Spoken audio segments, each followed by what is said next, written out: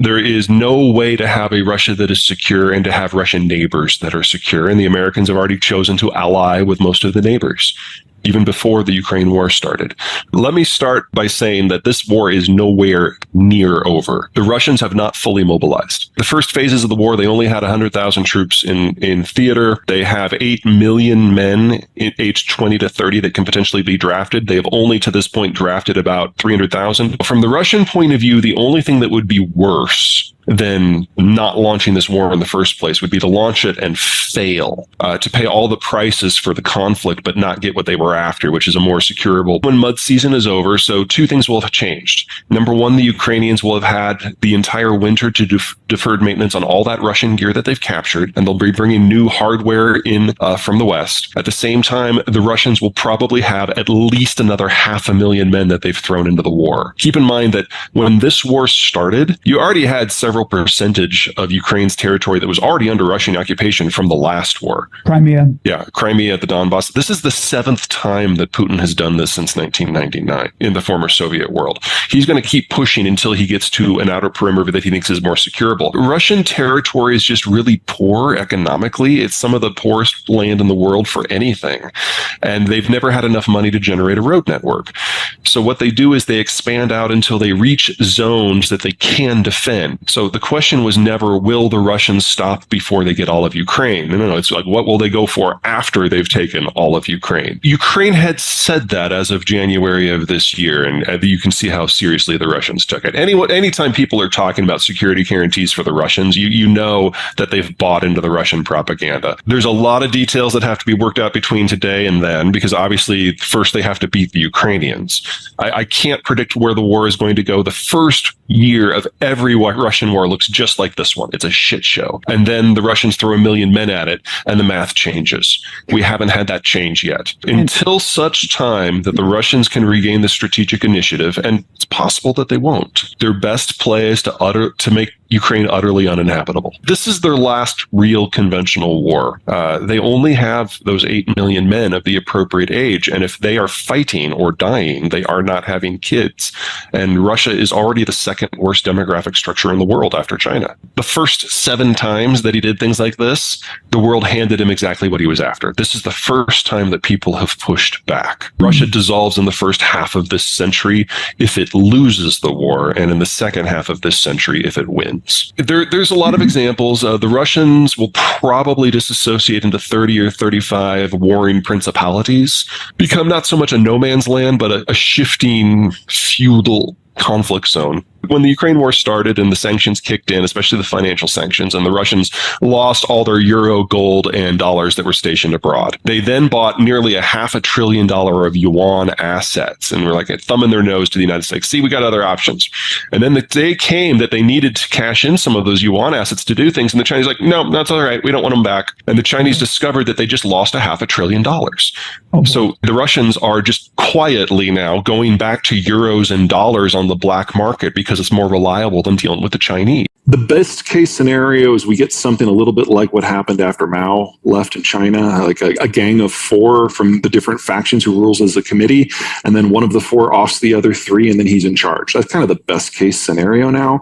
I think it'd be more likely that Putin has so removed everyone of leadership talent that we're probably going to have more of an organizational collapse.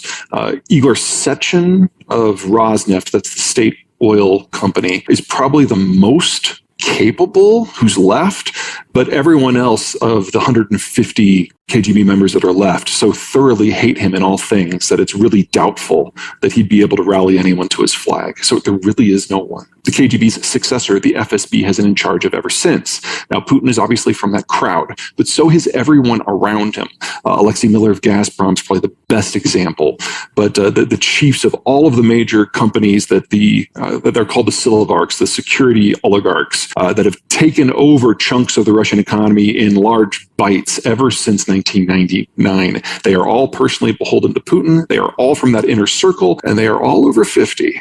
So there is not a generation waiting in the wings that has been trained. Putin has been very effective at pruning any potential challengers to his rule. So he will be the last capable, competent president of the Russian Federation. He's already 70. In the 1980s, especially after 1983, the Russians were facing a simultaneous strategic and financial crunch. And the only way they could make the strategic picture work was by having some sort of peace with the United States. They had outspent themselves for 30 years. And so they were flat broke. And because you don't just go from, that is my ideological foe, that's the country that's been threatening me with nuclear weapons for 50 years, to, yeah, we can talk now. You don't do that in a year. It took 2 premiers dying of old age before they could finally make that offer.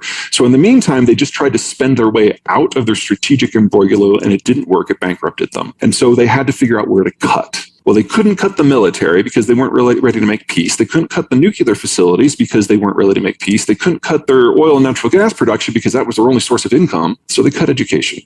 In Russia, the educational system is different from here. So here, you go to high school, you go to college, maybe you go to grad school, you enter the workforce, and you're earning money from day one, hopefully. But in Russia, there is a technical training that was done in their high schools that is not done in the United States as a rule. And then you become an apprentice. And you have an apprenticeship for 4, 5, 6 years before you go on and get your grown-up job of being an accountant or an engineer or whatever it happened to be. Well, the high school technical training collapsed around 1985. That's when all these cuts happened, just as Gorbachev was coming to power, which meant that there was no one that could be taken as an apprentice right out of high school. You would have to train them up additionally. And so the labor force got very thin, and the educational system was never repaired. And then you had the post-Soviet collapse where pretty much everything was canceled. And you fast forward to now, and the youngest group of people who have had that technical training and had a good apprenticeship and actually had a real adult job, they're in their late 50s. And it's far too late at this point to regenerate that. They've tried a couple of times with hiccups here and there. It's never really stuck because it was never for more than a small subsector like software coding or a very specific group of people like friends of Putin's kids. And as long as that's been the situation, you're not getting the millions of new workers that are skilled that you need every single year. 2 million workers also moved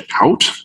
In the aftermath of the Soviet collapse. They were all young and they were all skilled. And we've probably had about 250,000 Russians flee so far during the Ukraine war, which again, were young and skilled, and they were absolutely irreplaceable. So, you fast forward just a year or 3, and we're talking about the Russians having to make some very real choices about what to let drop.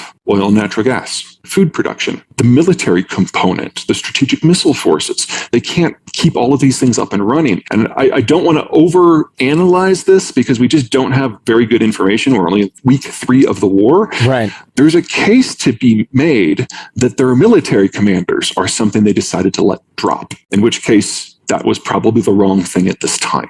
But we've seen an Iraqi level of military coordination and logistics in the war so far.